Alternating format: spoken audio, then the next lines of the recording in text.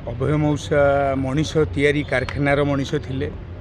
बहुत मनीष बाहर करछंती और मनीष करछंती ता सहित निज दुई सुपुत्र को एमिति मनीष करछंती जे तांकर शेष समय जाए सेवा कौन सी दशरथंकर रामचंद्र ही दुई पुओ करथिले शेष जाए आउ एति कहबी जे मौसा सबुबले उत्साहित करती कलाकार को कहीं सी जड़े सुपर हिरो थिले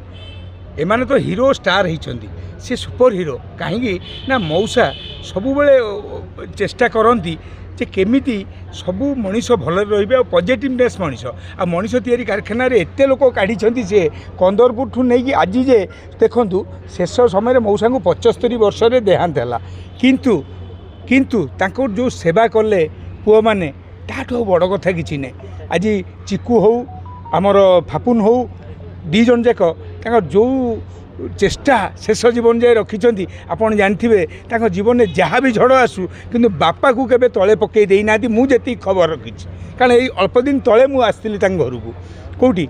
एठी आमर खाननगर रे मौसा सेठी मत चिन्हिले कहले मिथुन केमिति अच्छु सी शेष समय जाए संघर्ष करछंती किंतु आमको रोग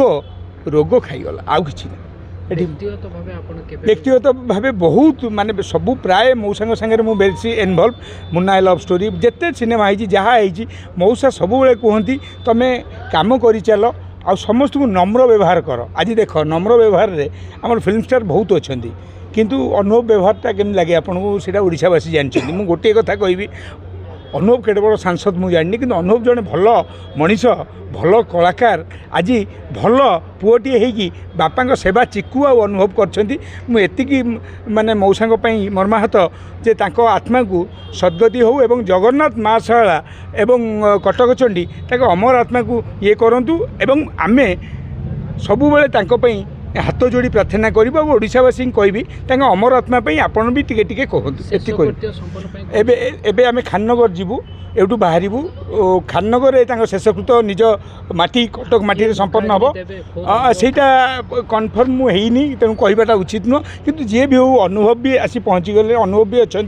अनुप्रास भी अच्छा दी जन जमी हो जी मुखाग्नि देवे कि आमे शह शह पुओ से गदा आसिक शह शह पुओ खाली अनुभव अनुप्रास नुह ये बहुत शह शह पुआ आसी सबू कम लगी मुझे कहूँ आत्मा को सद्गति ओडावासी टिके प्रार्थना करूँ मुझे प्रार्थना करुँच जगन्नाथ पाखे पिला मानू एतिक शक्ति दिंतु से संभाली कारण ये मनीष तैयारी कारखानार थिले सार